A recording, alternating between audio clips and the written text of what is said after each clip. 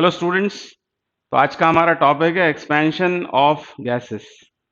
इस टॉपिक का compendium already Telegram group पर अपलोड किया हुआ है, उसको आप देख सकते हैं। इस टॉपिक में सबसे पहले हम पढ़ते हैं coefficients of expansion of a gas, alpha और बीटा। किसी गैस के दो कोएफिशिएंट्स ऑफ एक्सपेंशन होते हैं, उसमें से एक को डिनोट करते हैं अल्फा से। अल्फा क्या होता है? अल्फा है volume coefficient of a gas. Constant pressure पर 0 डिग्री सेल्सियस पर उस गैस का वॉल्यूम देखेंगे, मान लो वो है वी नॉट। फिर उस गैस को गर्म करेंगे T डिग्री सेल्सियस तक, उसका वॉल्यूम है मान लो V। तो V माइनस वी नॉट, ये हो गया इंक्रीज इन वॉल्यूम। इसे डिवाइड कर देंगे ओरिजिनल वॉल्यूम यानी 0 डिग्री सेल्सियस के वॉल्यूम से और राइज इन टेम्परेचर से। मैं फिर से बोलता हूं, यह है क्या? अल्फा। यह है volume coefficient of a gas. Temperature limits यहां पर हैं 0 और T। तो 0 पर वॉल्यूम देखेंगे, फिर T पर वॉल्यूम देखेंगे, ऊपर लेंगे इंक्रीज इन वॉल्यूम, नीचे original volume into rise in temperature. अब मान लो टेम्परेचर लिमिट्स हैं T1 और T2, तब यहां क्या आएगा? V2 minus V1। मतलब T1 डिग्री सेल्सियस पर उस गैस का वॉल्यूम कांस्टेंट प्रेशर पर, फिर प्रेशर कांस्टेंट रखते हुए जब उसको T2 डिग्री सेल्सियस तक हीट अप किया, तब T2 डिग्री सेल्सियस पर उसका वॉल्यूम, और नीचे V1 T2 minus V2 T1। ऐसा फॉर्मूला बन जाएगा सॉल्विंग के बाद में। तो ये दो फॉर्मूले याद रखना चाहिए, और दोनों फॉर्मूलों में आप देख रहे हैं यह है अल्फा की डेफिनेशन जब टेम्परेचर लिमिट्स हैं 0 और T, और ये कब लगाएंगे? जब टेम्परेचर लिमिट्स होंगी T1 और T2। यूनिट डायमेंशन हम इससे निकालेंगे। ये क्या है? Increase in volume, original volume, rise in temperature, यानी इसकी यूनिट होगी पर डिग्री सेल्सियस या केल्विन माइनस 1। तो ये है volume coefficient of a gas. Volume coefficient of a gas. फिर दूसरा होता है प्रेशर कोएफिशिएंट। इसको ध्यान से सुन लें, बोर ना हो, ध्यान से सुन लें। कभी भी इस पर क्वेश्चन आ सकता है, या आगे जब आप आगे बढ़ेंगे हीट थर्मोडायनामिक्स में, तब ये सब कॉन्सेप्ट्स जो है वो सब आपको काम आएंगे आगे। अब बात कर रहे हैं pressure coefficient of a gas की। तो pressure coefficient of a gas क्या होता है? तो वॉल्यूम कांस्टेंट रखते हुए 0 डिग्री सेल्सियस पर उस गैस का प्रेशर देखेंगे, फिर T डिग्री सेल्सियस पर प्रेशर, नीचे original pressure into rise in temperature. इसी तरह टेम्परेचर लिमिट्स यदि T1 T2 हैं, तो फिर से ये इंक्रीज इन प्रेशर, फिर यहाँ P1 आता है, ऐसे याद रख सकते हैं, P1 T2 minus P2 T1। इसकी भी यूनिट पर डिग्री सेल्सियस या पर केल्विन होती है, और इसको बीटा से डिनोट करते हैं। और आपने पढ़ा होगा ये अल्फा और बीटा दोनों बराबर होते हैं, और दोनों की वैल्यू कितनी होती है? हाइड्रोजन के लिए यदि बात करोगे तो 273.15 पर डिग्री सेल्सियस, चाहें तो इसको लिख सकते हैं पर केल्विन या केल्विन माइनस 1। तो ये इसकी डायमेंशन भी हो जाएगी दोनों की, के माइनस 1। ये शॉर्ट में हमने डिस्कस किया इसको। अब ये सवाल देखते हैं क्या है। The volume of a gas eight 20 degree Celsius is 100 cc। cc मतलब cubic centimetre. Eight normal pressure when it is heated to 100 degree Celsius, its volume is 125 cc at the same pressure। मतलब pressure constant रखते हुए दो temperatures के corresponding हमको volumes दिए हुए हैं।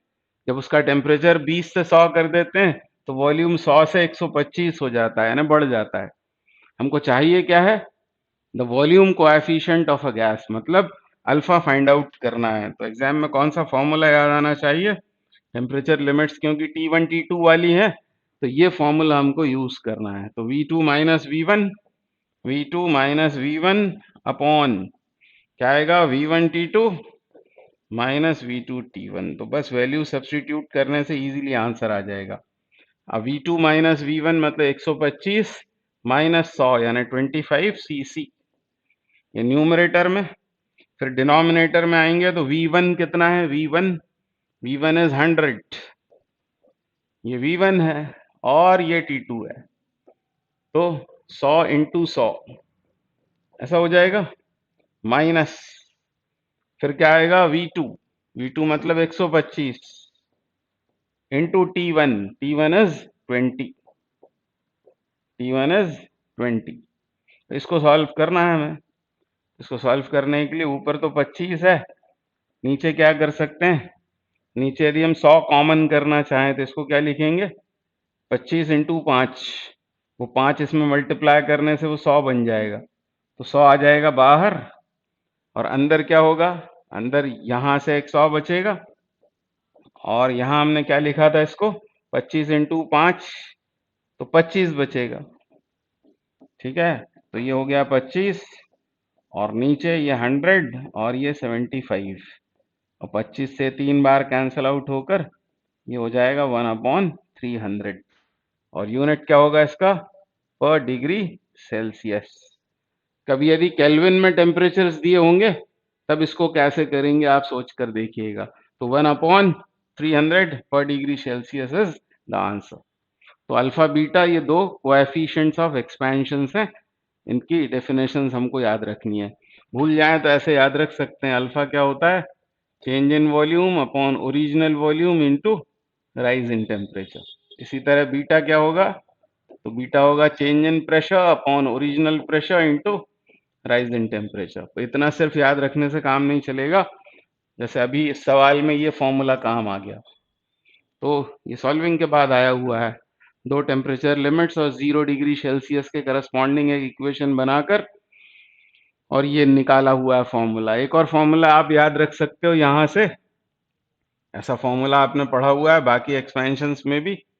जैसे इसको सॉल्व करें क्रॉस मल्टीप्लाई करके, वी नॉट, ये आएगा V naught plus V naught alpha T, ये किसके बराबर आ जाएगा, ये आ जाएगा वी, यानी वी क्या है, volume at T degree Celsius. ठीक है, इसको मैं यहाँ लिखता हूँ, V is volume at T degree Celsius, और वी नॉट कॉमन कर लें तो यह है volume at 0 degree Celsius into 1 plus alpha delta T, या सिर्फ टी लिख देते हैं।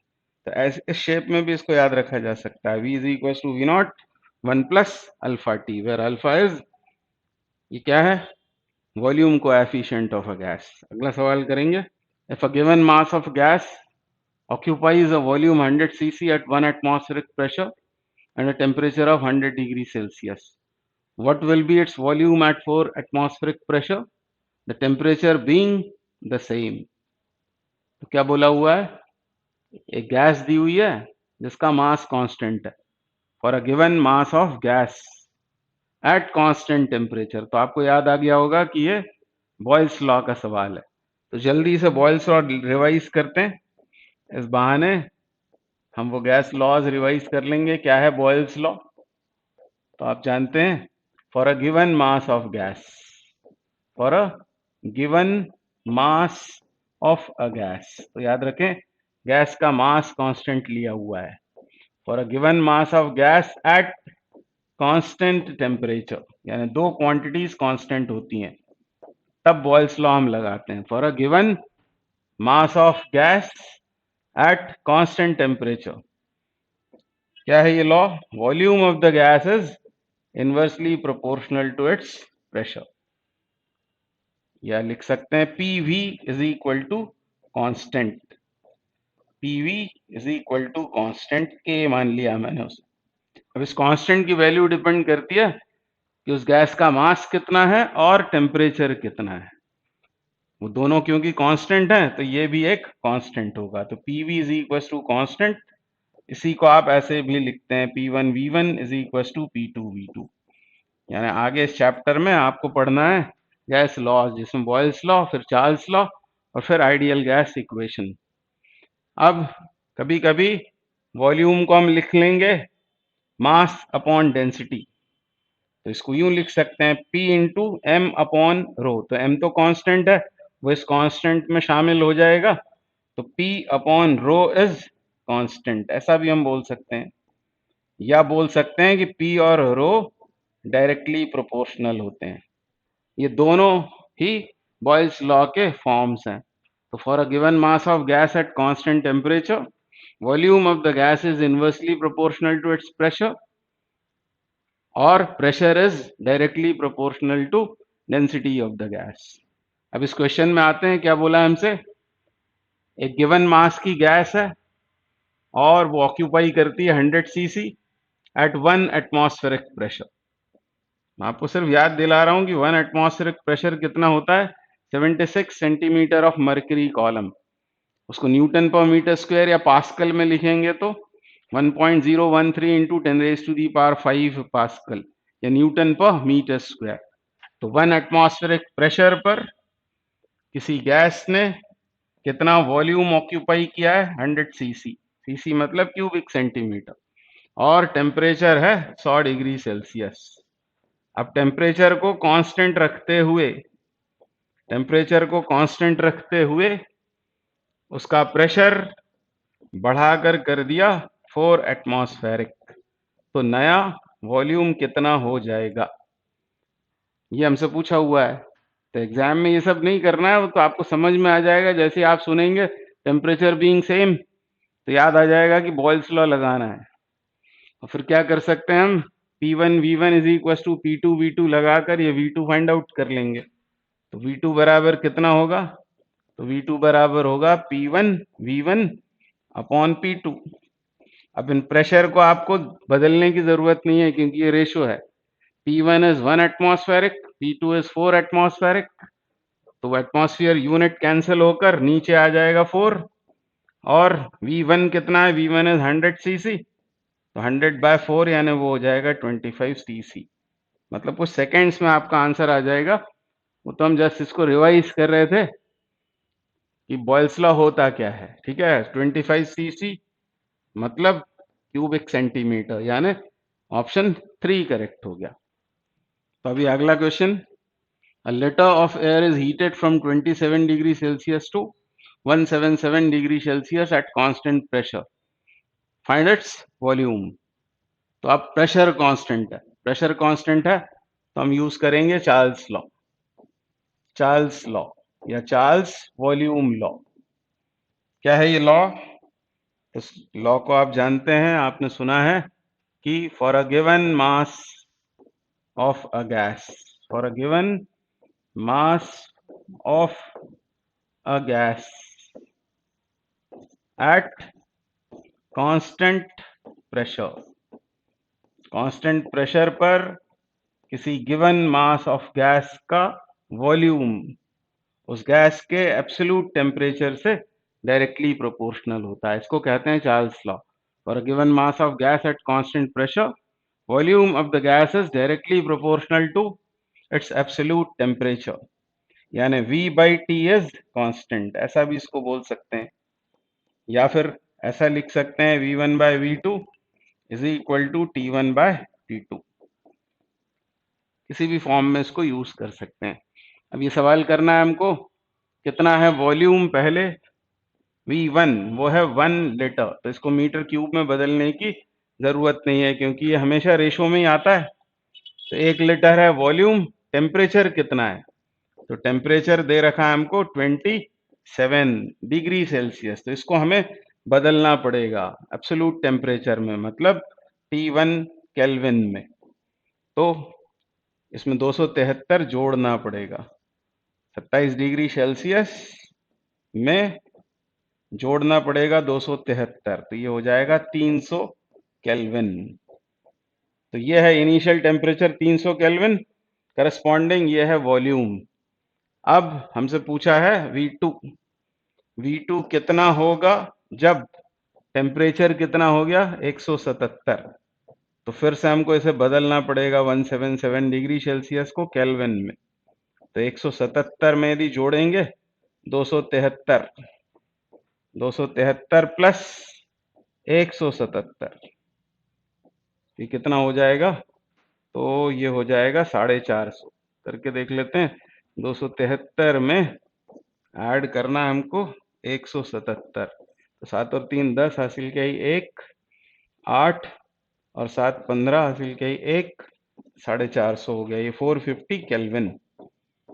और बस अब आपका आंसर आ जाएगा। आपको चाहिए क्या? V2। तो यहाँ से लिखें V2 कितना हो जाएगा? V2 बराबर हो जाएगा V1 into T2 bye T1। बस वैल्यूज ही डालनी है। ये कितना है? ये 1 litre into T2 is 450 kelvin upon T1 is 300 kelvin. तो क्या हो जाएगा सॉल्व होने पर? ये हो जाएगा 3, ये हो जाएगा 2। इधर तो कोई यूनिट बचेगा नहीं, दोनों केल्विन में है, कैंसिल। लीटर में आंसर आएगा 3/2 लीटर यानी 1.5 लीटर। तो ये इसका आंसर है। तो गैस लॉज जितने अच्छे से अभी आप कर लेंगे तो काइनेटिक थ्योरी ऑफ गैसेस में भी हेल्प मिलती है और थर्मोडायनामिक्स में भी, तो इनको अच्छे से कर लेना चाहिए। The pressure of a given mass of gas eight 27 degree Celsius is 75 centimeter of mercury. Find the temperature in degree Celsius at which the pressure is doubled, the gas being heated at constant volume. तो आप कौन सा law लगाएंगे? अब हम लगाएंगे pressure law, Charles pressure law, या फिर इसको कहते हैं गैलुसेक लॉ। तो for a given mass of gas at constant volume pressure of a gas is directly proportional to its absolute temperature. At constant volume pressure of a gas is directly proportional to its absolute temperature, or P upon T is constant, या फिर P1 by P2 equals to T1 by T2, या फिर P1 by T1 is equal to P2 upon T2, कैसे भी लिख सकते हैं। तो ये है प्रेशर लॉ जो हमको अब यहाँ पर यूज करना है। क्या इंफॉर्मेशन हमको दी है कि गिवन मास की गैस है और 27 डिग्री सेल्सियस पर उसका प्रेशर है 75 सेंटीमीटर ऑफ मर्क्यूरी कॉलम। तो ये हो गया P1 और ये हो गया T1।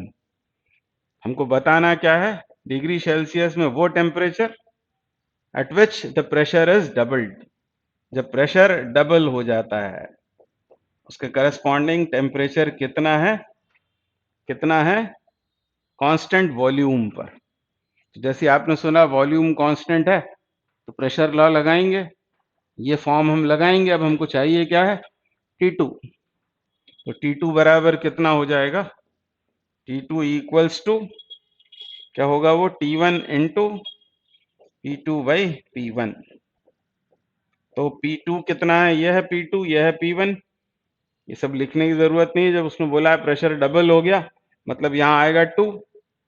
T1 कितना है? T1 ये है, पर ये डिग्री सेल्सियस में, और यहाँ हमको एब्सोल्यूट स्केल पर उसको एक्सप्रेस करना है।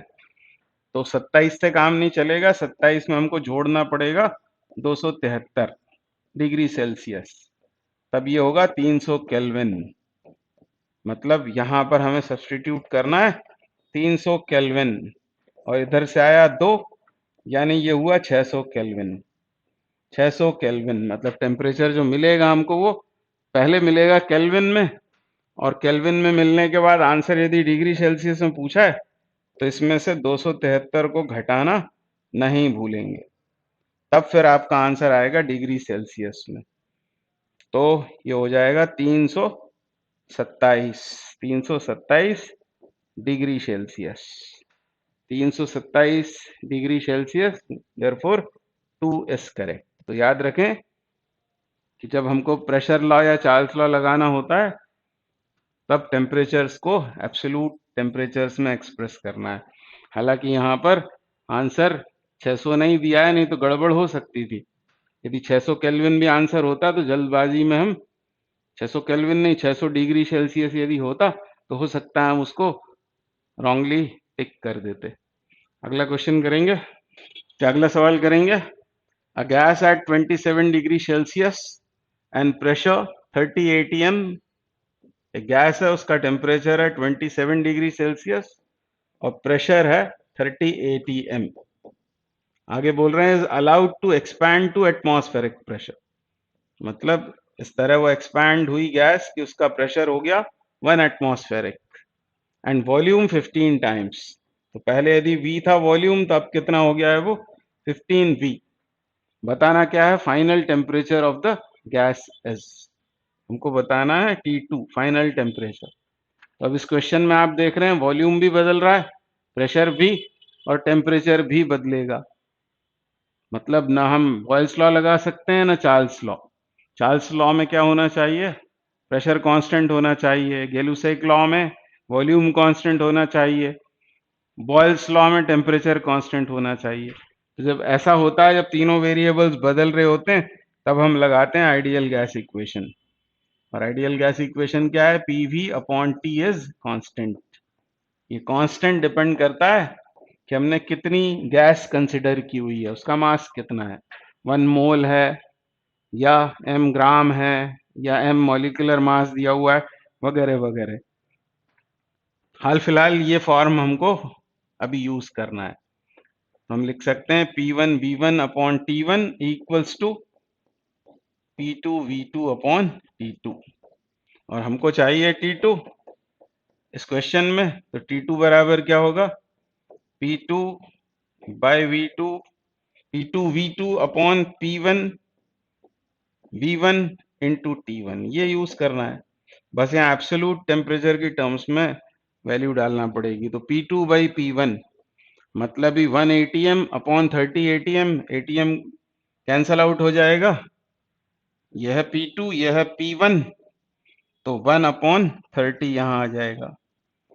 फिर वॉल्यूम यह है V2, यह है V1, यह है V2, यह है V1, यानी ऊपर आएगा 15, ठीक है। और T1 यह है 27, तो यहाँ 27 न डाल दें गलती से, यहाँ पर एब्सोल्यूट की टर्म्स में डालना है, इसको लिखेंगे हम 300 केल्विन, ठीक है। ये आएगा केल्विन में। यहाँ तो यूनिट्स कैंसिल हो जाएंगी, 15 से 2 बार कैंसिल होकर ये मिला हमको 150 केल्विन। तो ये है फाइनल टेम्परेचर केल्विन में, पर उसको हमें एक्सप्रेस करना है डिग्री सेल्सियस में।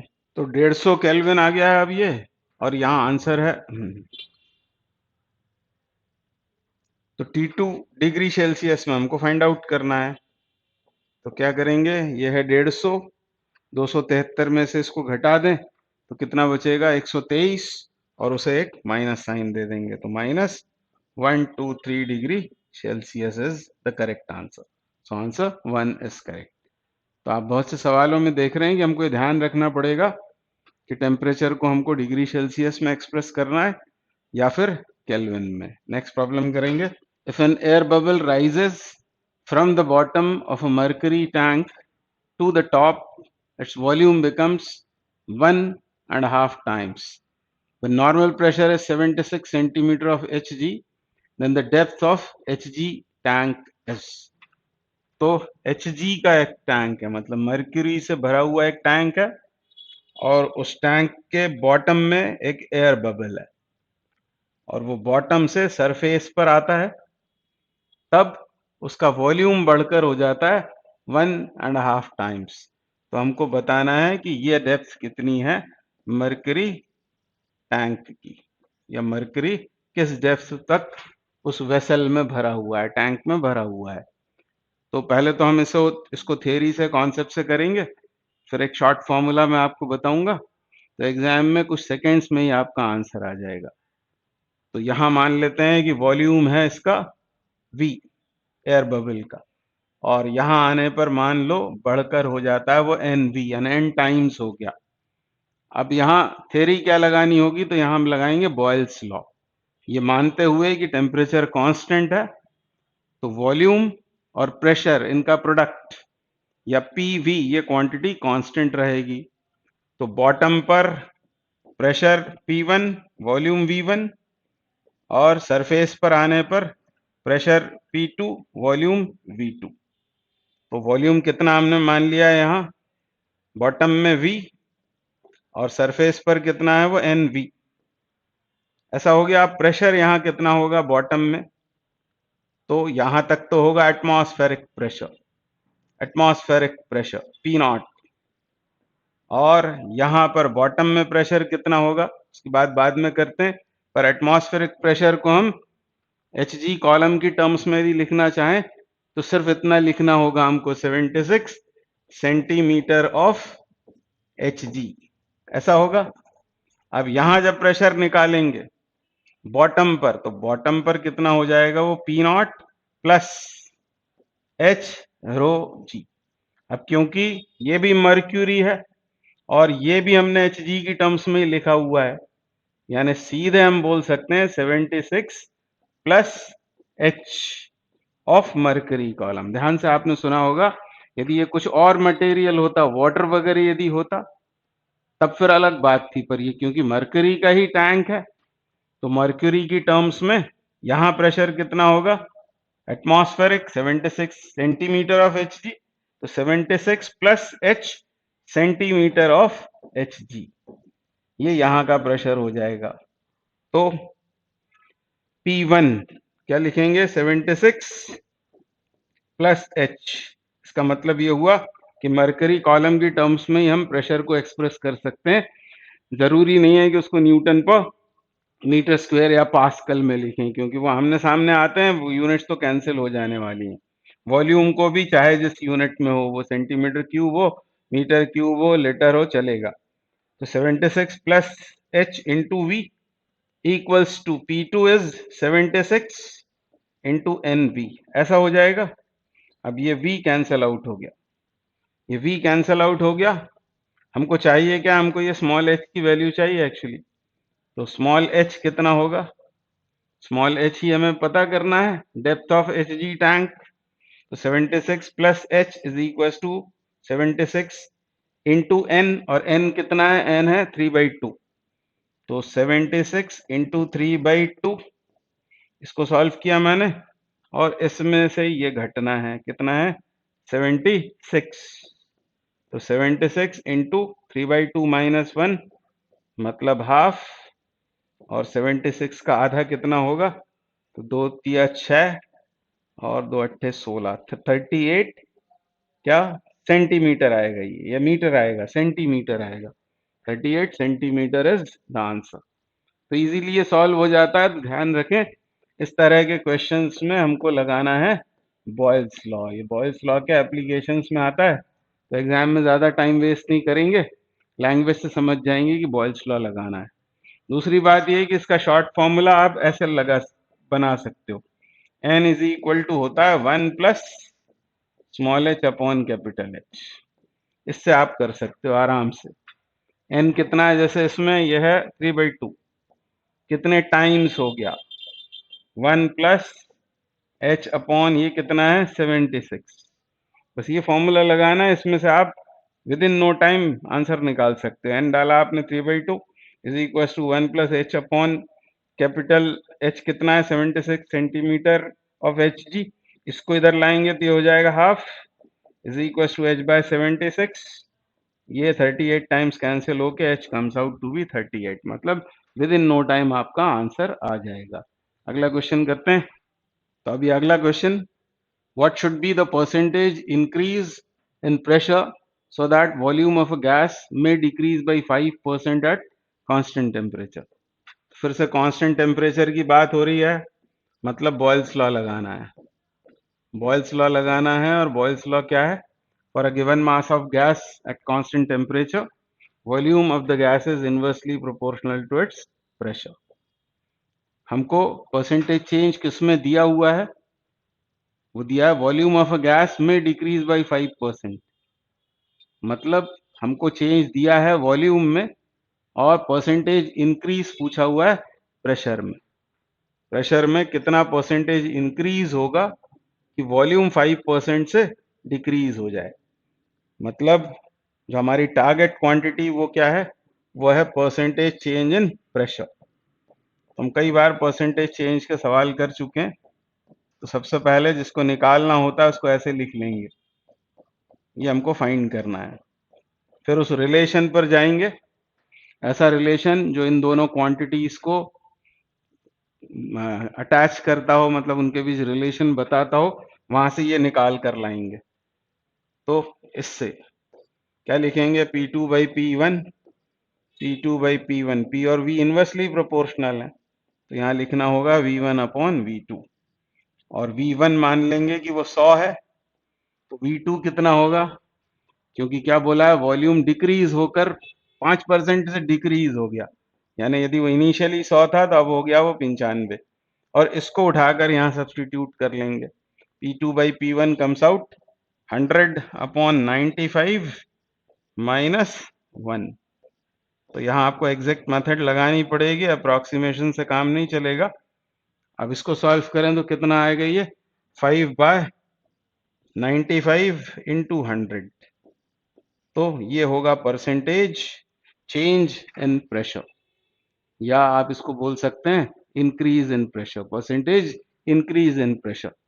अब 500 बटे 95, 100 होता तो 5 आता, 95 है, 95 है, मतलब 5 से थोड़ा सा ज्यादा आएगा, यानी 5 हो नहीं सकता, 10 बहुत दूर है, 4 हो नहीं सकता, यानी एग्जैक्टली सॉल्व नहीं करना है, अप्रॉक्सीमेटली आप आंसर तक पहुंच सकते हो। 5.26% विल बी द आंसर। अभी अगला क्वेश्चन फिर से परसेंटेज चेंज का। A given amount of gas is heated till the volume and pressure both increase by 2% each. The percentage change in temperature of gas is nearly. अब दो quantities में percentage change बताया हुआ है, हमसे बोला है वॉल्यूम और प्रेशर दोनों इंक्रीज होते हैं बाय 2%, और हमको चेंज पूछा है परसेंटेज चेंज इन टेम्परेचर, तो हमको लगानी पड़ेगी आइडियल गैस इक्वेशन और थोड़े से मैथ्स के skills. PV upon T is constant, तो इसको सेग्रीगेट करने के लिए इन तीनों क्वांटिटीज को क्या करेंगे, लॉग लेके डिफरेंशिएट कर देंगे। ऐसा हम एरर्स वाले चैप्टर में करते हैं, बिल्कुल वही काम यहाँ करना है। तो जब आप लॉग लेके इसको डिफरेंशिएट करोगे तो यहां आप लिख सकते हो dp बाई पी। अब ज्यादा चिंता नहीं करना है कि कहां से आ गया, आपको मालूम है log mn होता है log m plus log n, और माइनस क्या होगा log t, वो सब छोड़कर सीधे ऐसा लिख लो dp upon P into 100% plus dv upon v into 100% is equal to dt upon t into 100%। अब क्या बोला हमसे कि प्रेशर और वॉल्यूम दोनों को 2% से बढ़ा दिया, तो यहां हम क्या लिख सकते हैं, यहां लिख सकते हैं हम 2%, और यहां भी 2%, और हमको यही तो चाहिए है, dt बाई टी इंटू 100 मतलब टेम्परेचर में परसेंटेज चेंज, तो कितना आ जाएगा, ये आ जाएगा 4% के बराबर। dt बाई टी ये फ्रैक्शनल चेंज इंटू 100 ये परसेंटेज चेंज हो जाएगा, तो ये हमसे पूछा है, हमारा आंसर हो जाएगा 4%, and so option 4 is correct. At constant pressure, the ratio of increase in volume of an ideal gas per degree rise in Kelvin temperature to its original volume is. बहुत अच्छा सवाल है, बहुत कंफ्यूज करेगा। Actually इस question में आपसे पूछा हुआ है अल्फा। इस वीडियो के स्टार्टिंग में हमने बात की थी अल्फा क्या होता है, तो अल्फा होता है change in volume upon original volume into rise in temperature, ऐसा हमने डिफाइन किया था उसे। पर यहां बोल रहे हैं पर डिग्री राइज इन केल्विन, ये तो ठीक है, ratio of increase in volume upon original volume ये तो ठीक है, यहां हमें चाहिए केल्विन में, जो भी वैल्यू चाहिए वो केल्विन में चाहिए, राइज ऑफ टेम्परेचर। तो आपको एक प्रॉपर्टी पता होगी कि केल्विन में चेंज और डिग्री सेल्सियस में चेंज बराबर होता है। फॉर एग्जाम्पल, यदि आप डिग्री सेल्सियस वाले स्केल पर बात करें, आप बात कर रहे हैं मेल्टिंग पॉइंट ऑफ आइस, तो क्या बोलेंगे 0 degree Celsius. Boiling point of water तो बोलेंगे 100 डिग्री सेल्सियस। अंतर कितना है, 100 डिग्री सेल्सियस। अब इसी को यदि इसी चेंज को जो कितना है 100 डिग्री सेल्सियस सेल्सियस स्केल में, उसको यदि हम केल्विन स्केल में लिखकर निकालें तो क्या होगा, ये कितना होगा, तो ये होगा 273.15 ना भी ले तो 273 केल्विन, ये होगा 373 केल्विन। तो यहां भी चेंज कितना आया, 100 केल्विन का, यानी चेंज तो दोनों स्केल पर बराबर ही होता है। एक्चुअली इसी स्केल को एक्सटेंड करके तो ये केल्विन स्केल बना होता है। तो यहां पर यदि हम इस फॉर्मूले में यदि यहां हम डिग्री सेंटीग्रेड की जगह केल्विन में चेंज लिख देंगे तब भी कोई फर्क नहीं पड़ेगा, तब भी कोई फर्क नहीं पड़ेगा। तो इसकी वैल्यू तो वही आनी चाहिए जो पहले से आती है, और आप जानते हैं कि ये होती है 1/273, 273 केल्विन -1। तो हमसे सीधे सीधे ये सब करने की भी जरूरत नहीं थी, हमसे पूछा था उसने बस, क्या पूछा हुआ था, कांस्टेंट प्रेशर पर कोएफिशिएंट ऑफ वॉल्यूम एक्सपेंशन, और उसकी वैल्यू कितनी होती है, तो वो होती है 1/273। एक्चुअली वो होती है 273.15 आइडियल गैस के लिए, हाइड्रोजन के लिए, पर यहाँ यही वैल्यू दी हुई है, ऑप्शन 3 करेक्ट हो जाएगा। अभी अगला question, two samples of hydrogen and oxygen of same mass possess same pressure and volume. The ratio of their temperatures is, दो सैंपल्स हैं, एक हाइड्रोजन का है और एक ऑक्सीजन का है। हाइड्रोजन का मॉलिक्यूलर मास कितना होता है, वो होता है 2 ग्राम, और ऑक्सीजन का 32 ग्राम। ऐसा बोला है कि उनके प्रेशर और वॉल्यूम सेम है, मास भी सेम है, हमको बताना क्या है, उनके टेम्परेचर्स का रेशो।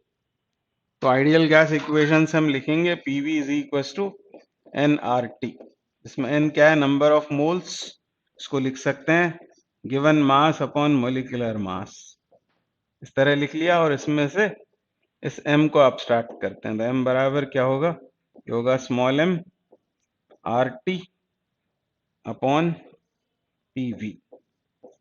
अब यहाँ बोला है कि दोनों के मासेस सेम है, तो ये क्वांटिटी कांस्टेंट, ये यूनिवर्सल गैस कांस्टेंट है, P और V दोनों कांस्टेंट है, इसका मतलब M प्रोपोर्शनल टू T हो गया। हमसे पूछा क्या है, T H upon T oxygen, hydrogen upon oxygen के टेम्परेचर्स का रेशो क्या होगा, तो वही होगा जो उनके मॉलिक्यूलर मासेस का रेशो है, मतलब 2/32, this means 1:16, and so option 2 is correct. अभी next question, the volume occupied by 8 gram of oxygen at STP is, STP और NTP एक ही बात होती है, standard temperature and pressure. Standard temperature कितना होता है, 0 केल्विन, प्रेशर होता है 76 सेंटीमीटर ऑफ Hg कॉलम। हमसे बोला 8 ग्राम ऑक्सीजन STP पर कितना वॉल्यूम ऑक्यूपाई करेगी, तो आइडियल गैस इक्वेशन से लिखें PV is equal to nRT, ये क्या होता है, ये होता है given mass upon molecular mass into RT is equal to PV। अब यदि ये 1 मोल है तब वॉल्यूम कितना होता है, तो आपको याद होगा 22.4 लीटर। NTP पर 1 मोल गैस यदि है, कोई भी 1 मोल गैस है, तो उसका वॉल्यूम होता है 22.4 लीटर। अब यहाँ 8 ग्राम ऑक्सीजन ली है, मतलब यहाँ आएगा 8, यहाँ 32, यानी 1/4, और ये यदि 1/4 हो गया और ये सब कांस्टेंट्स हैं, तो वॉल्यूम भी 1/4 हो जाएगा, मतलब 22.4 का 1/4, यानी ऑप्शन ये करेक्ट हो जाएगा 5.6 लीटर। आगे बढ़ते हैं, अब थोड़े डिफिकल्ट क्वेश्चंस करेंगे, तो आप करते रहें साथ साथ मेरे, अभी बहुत अच्छे अच्छे क्वेश्चंस हमको करने हैं, अब नेक्स्ट वीडियो में इसको आगे बढ़ाएंगे। Thank you very much. अब ये next question, question number 13, 1 gram of hydrogen at STP occupies 11.2 liter. The volume occupied by 3 gram of hydrogen at 300 Kelvin and 0.7 meter of Hg will be. तो क्या बोला हुआ है, इस पहले केस में 1 ग्राम हाइड्रोजन है STP पर और उसका वॉल्यूम दे रखा है, हमको बताना है कि जब 3 ग्राम हाइड्रोजन 300 केल्विन और 0.7 mm ऑफ Hg पर कंसिडर करें, तब उसका वॉल्यूम ऑक्यूपाइड कितना होगा। दो केसेस में बात हो रही है, क्लियरली इसको हम सॉल्व करेंगे by ideal gas equation. PV upon T, ये कांस्टेंट होता है, उसे गैस कांस्टेंट कहते हैं, और 1 ग्राम गैस के लिए ये होता है स्पेसिफिक गैस कांस्टेंट, और m ग्राम गैस के लिए होगा mR। तो इसमें से V को अब्स्ट्रैक्ट कर लेते हैं, V कितना होगा, तो होगा mR capital T upon P, और एक इक्वेशन बना लेते हैं V2 बाई V1। V2 हमको फाइंड करना है, सेकेंड केस में वॉल्यूम, तो V2 बाई V1 क्या होगा, तो प्रोपोर्शनलिटी से देखें तो वो होगा M2 अपॉन M1, बाद में मास अपॉन पहले कितना मास था, टाइम्स ये R तो कांस्टेंट है, कैपिटल T को क्या लिखेंगे, T2 अपॉन T1, और प्रेशर से इनवर्स प्रोपोर्शन है तो ये होगा P1 अपॉन P2। बस अब वैल्यू सब्स्टिट्यूट करनी है और V1 का करना है क्रॉस मल्टीप्लिकेशन। V1 कितना है, तो V1 है 11.2 लीटर, तो इसको बदलने की जरूरत नहीं है मीटर क्यूब में, क्योंकि आंसर भी हमसे लीटर में ही पूछा हुआ है। अब M2 मतलब बाद में मास कितना है, 3 ग्राम, और पहले मास था उस हाइड्रोजन का 1 ग्राम, तो ये हुआ। अब T2 upon T1, T2 300 kelvin है, और T1 कितना है, तो T1 है STP मतलब 273 केल्विन, ये हो जाएगा। उसके बाद क्या चाहिए हमको, प्रेशर पहले कितना था, तो वो था 76 सेंटीमीटर ऑफ Hg कॉलम, तो उसको मीटर में कन्वर्ट करके 0.76 मीटर ऑफ Hg लिख लेते हैं, क्योंकि फिर हमको दिया हुआ है P2 ये 0.7 मीटर ऑफ Hg। तो अब आप देख रहे हैं कि इन दोनों की यूनिट सेम होनी चाहिए, कैंसिल होंगी यूनिट्स, ये के भी कैंसिल होगा और इधर ये ग्राम भी कैंसिल होगा, यूनिट्स भी कैंसिल होती हैं, और फाइनल आंसर जो आएगा हमारा लीटर में आएगा। अब ये सब सॉल्विंग ही करनी है, बस ये डेसिमल हटा दें इससे मान लो, और 7 का इसमें डिवाइड करें तो क्या होगा, 16 बार ये कैंसिल आउट हो गया, तो ये 16 बन गया।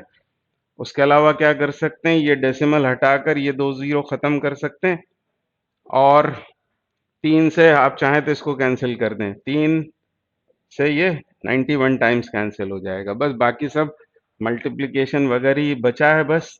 तो ये एक 16 यहाँ बचेगा, फिर ये 3 यहाँ बचेगा, और 76 76, और नीचे सिर्फ 91।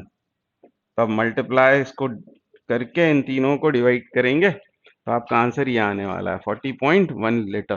पर करना कैसे है ये हमको अच्छे से देख लेना चाहिए। तो आइडियल गैस इक्वेशन पर बहुत सारे क्वेश्चंस पूछते हैं, ये सब जो क्वेश्चंस हम कर रहे हैं वो सब लेवल 1 के क्वेश्चंस हैं, आगे बढ़ेंगे अभी हम 12 ट्यूब के क्वेश्चंस करेंगे, वो इंपॉर्टेंट होते हैं।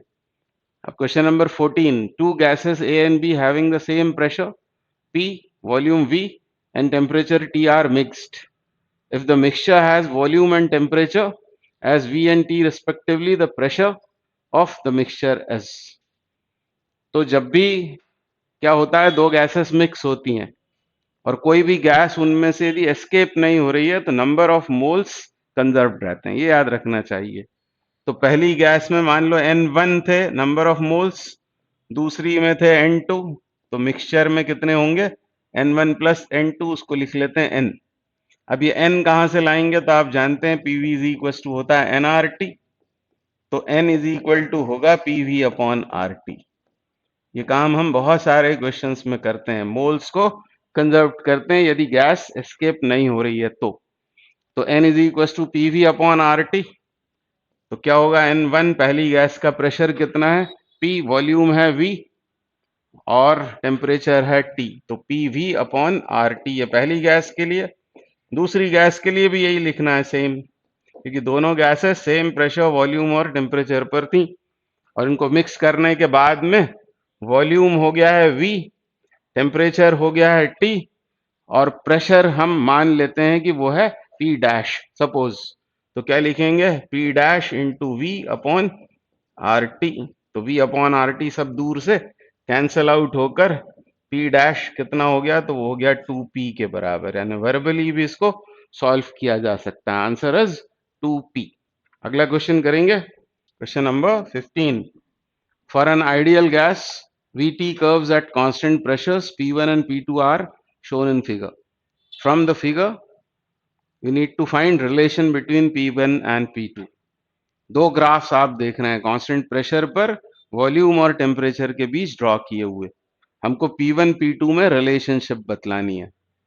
तो हम आइडियल गैस इक्वेशन से लिख सकते हैं PV is equal to nRT। अब यदि प्रेशर कांस्टेंट है, प्रेशर यदि कांस्टेंट है तो पहले इसको इधर ले जाते हैं, प्रेशर को ऐसा लिखा जा सकता है इसे nR upon P into T। अब n constant, R constant, P constant, तो ये कांस्टेंट है, तो V प्रोपोर्शनल टू T हो जाएगा, मतलब चार्ल्स लॉ इसमें ओबे हो रहा है। अब क्योंकि यहाँ ग्राफ की बात हो रही है तो इस इक्वेशन को हम y is equal to mx plus C, मतलब स्लोप इंटरसेप्ट फॉर्म के साथ कंपेयर कर देंगे। ऐसा करने पर क्या होगा, हमको एक तो y इंटरसेप्ट मिल गया। y इंटरसेप्ट कितना है, 0, इसीलिए ये दोनों ग्राफ ओरिजिन से पास हो रहे हैं। फिर यहाँ स्लोप कितना है, स्लोप है nr अपॉन p। किसी भी ग्राफ में n कांस्टेंट है, r कांस्टेंट है, यानी m और p, स्लोप मतलब tan थीटा, और tan थीटा कैसा होगा, इनवर्सली प्रोपोर्शनल टू प्रेशर। जिस कांस्टेंट प्रेशर पर टेम्परेचर के साथ वॉल्यूम का वेरिएशन देखा हुआ है। तो फिर से बोलता हूं, यह है आइडियल गैस इक्वेशन। इसमें से V को हमने बाहर निकाल लिया और ग्राफ प्लॉट किया V और T के बीच कांस्टेंट प्रेशर पर। nR तो कांस्टेंट थे ही, पहले प्रेशर रखा P1, तो V और T के बीच जो ग्राफ आया वो है स्ट्रेट लाइन। वैसे भी दिख रहा है ये लीनियर इक्वेशन है, स्ट्रेट लाइन ही आएगी। फिर इसको कंपेयर कर दिया y is equal to mx plus C के साथ, y इंटरसेप्ट हो गया 0, तो ओरिजिन से पास होंगे ग्राफ।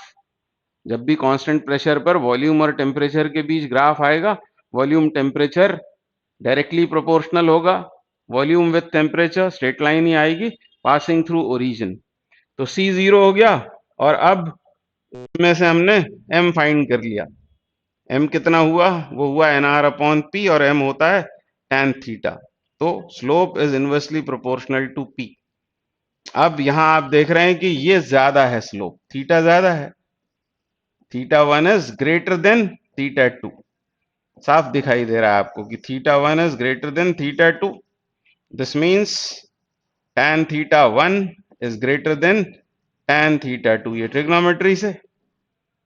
और इसलिए P1 will be less than P2, क्योंकि इनवर्स प्रोपोर्शन में है tan थीटा और P, यानी P1 is less than P2 is our correct answer. Answer 2 is correct. अगला क्वेश्चन करते हैं। तो क्या बोल रहे हैं इस क्वेश्चन में, two different curves are drawn at constant temperature. The relationship between volume V and the pressure P at a given temperature of some ideal gas are shown for masses m1 and m2 of the gas respectively. Then, तो किसी constant temperature पर दो gases के लिए P और V के बीच में graph plot किया हुआ है। उन गैसेस के मासेस हैं m1 m2। हमको बताना है मासेस के बीच रिलेशन। तो सबसे पहले आइडियल गैस इक्वेशन से हम लिखेंगे PV is equal to nRT। अब ये n क्या होता है, n है नंबर ऑफ मोल्स। इसको क्या लिख सकते हैं, गिवन मास अपॉन मॉलिक्यूलर मास, ऐसा लिखा जा सकता है। और इसमें से हम P को अब्स्ट्रैक्ट कर लेते हैं। हम रिलेशन देखते हैं प्रेशर और मास के बीच में। वॉल्यूम को हम कांस्टेंट कर लेंगे, तो क्या लिख सकते हैं, इसको लिख सकते हैं हम RT अपॉन, ये V नीचे ले आया मैं इधर, और ये M। तो यदि V कांस्टेंट कर लिया जाए, अब V कैसे कांस्टेंट करेंगे, V तो वेरिएबल है। करेंगे ये हम कि इस V की बात करेंगे। इस V एक्सेस पर एक पॉइंट हमने कंसिडर कर लिया, और इस पॉइंट से इन दोनों कर्व्स पर एक इस तरह की वर्टिकल लाइन ड्रॉ करके इन्हें इंटरसेक्ट कर लेंगे। आप देख रहे हैं यहां हो रहा है इंटरसेक्शन, और यहां हो रहा है इस ग्राफ पर।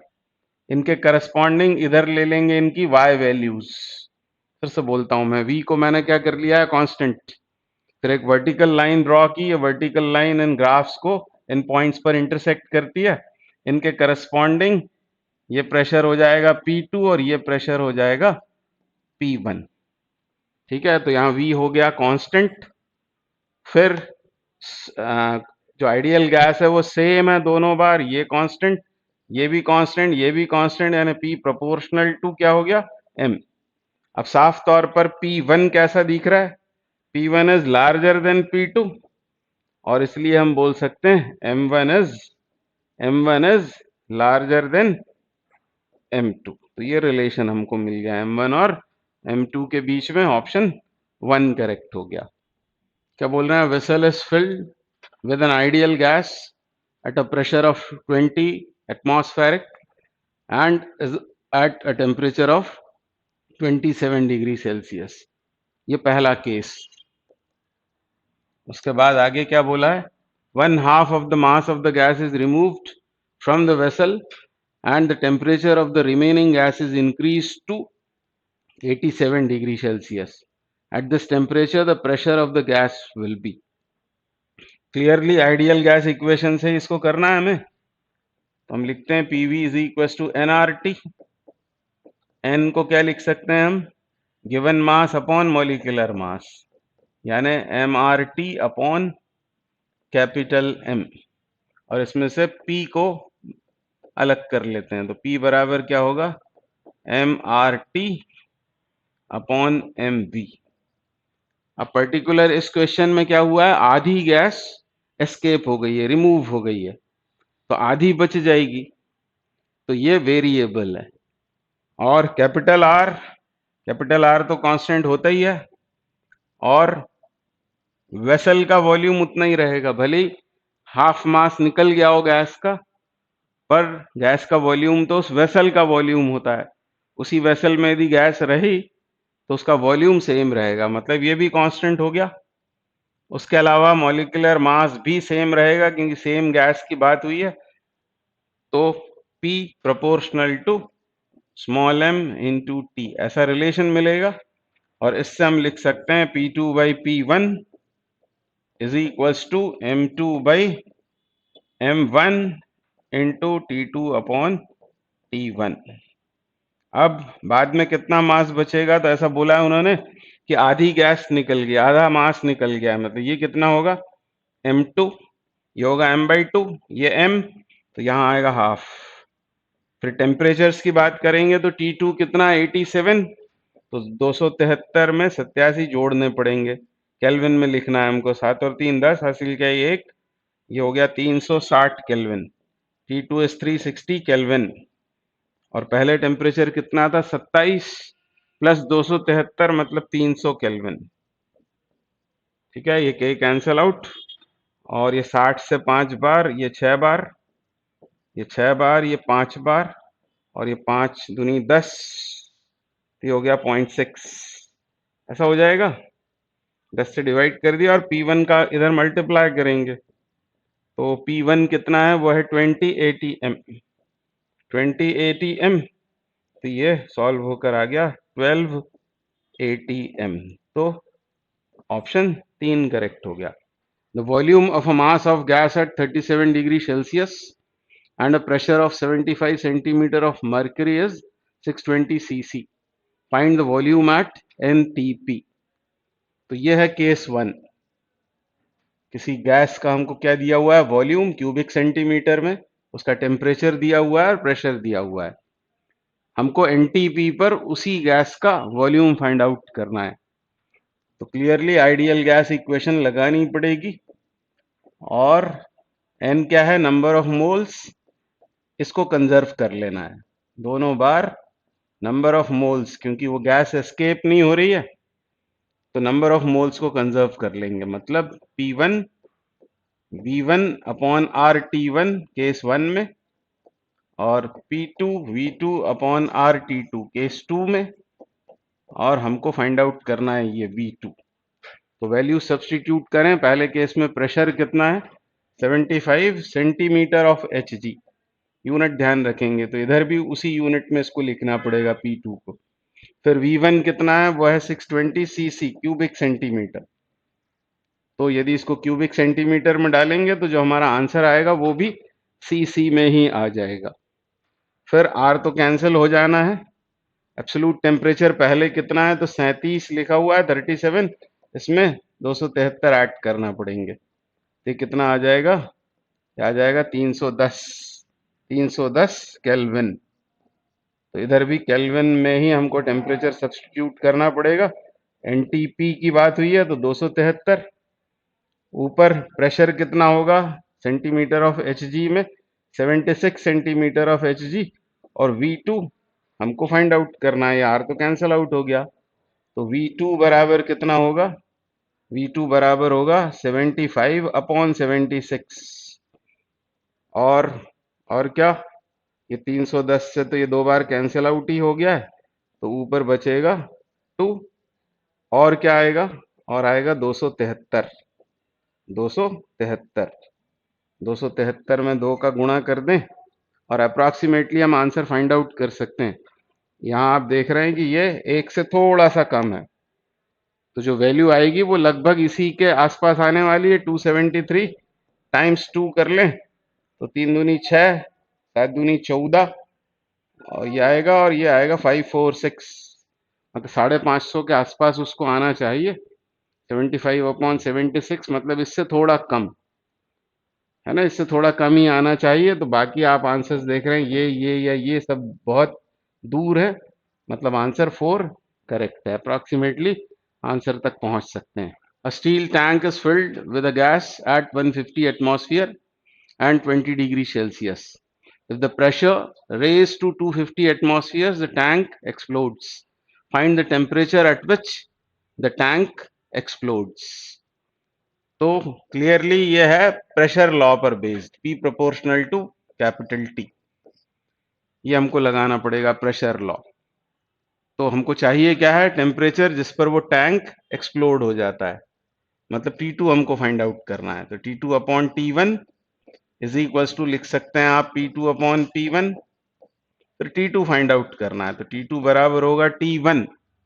T1 मतलब डिग्री सेल्सियस में दिया हुआ है, तो 273 इसमें जोड़ देंगे तो होगा 293 केल्विन।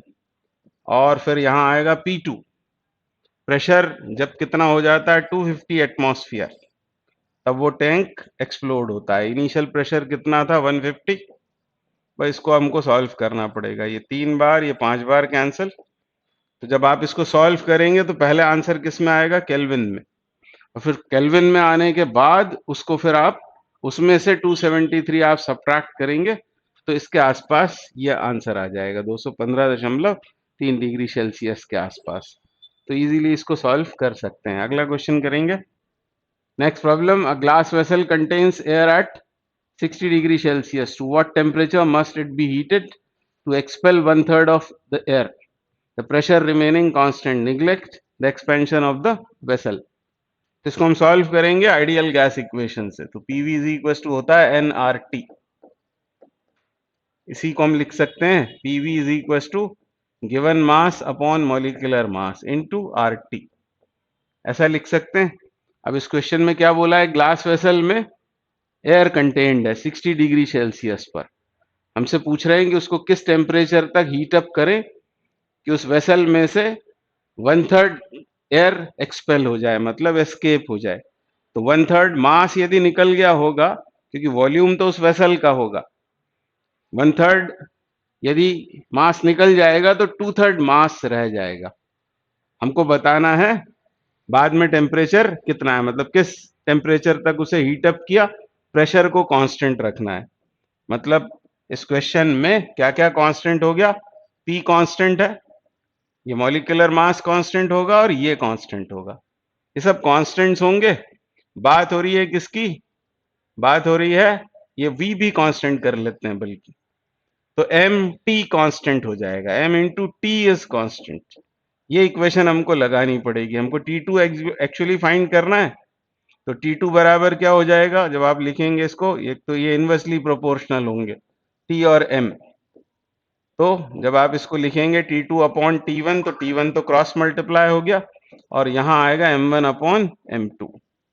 अब T1 कितना है, तो पहले टेम्परेचर कितना था 60, तो 273 प्लस 60 करना पड़ेगा, तो ये कितना हुआ, ये हुआ 333, 333, और ये आंसर किस में होगा, केल्विन में।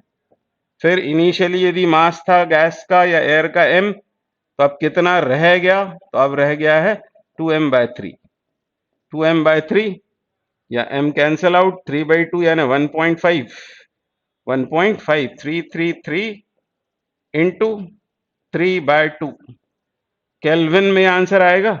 पर हमसे पूछा हुआ है टेम्परेचर डिग्री सेल्सियस में, तो पहले इसको सॉल्व कर लेंगे। तो ये कितना हो जाएगा 999/2 केल्विन में, और जो कुछ आएगा फिर उसमें से 273 को हमको सबट्रैक्ट कर लेना पड़ेगा। तो इसको मैं कैलकुलेटर से सॉल्व कर देता हूँ।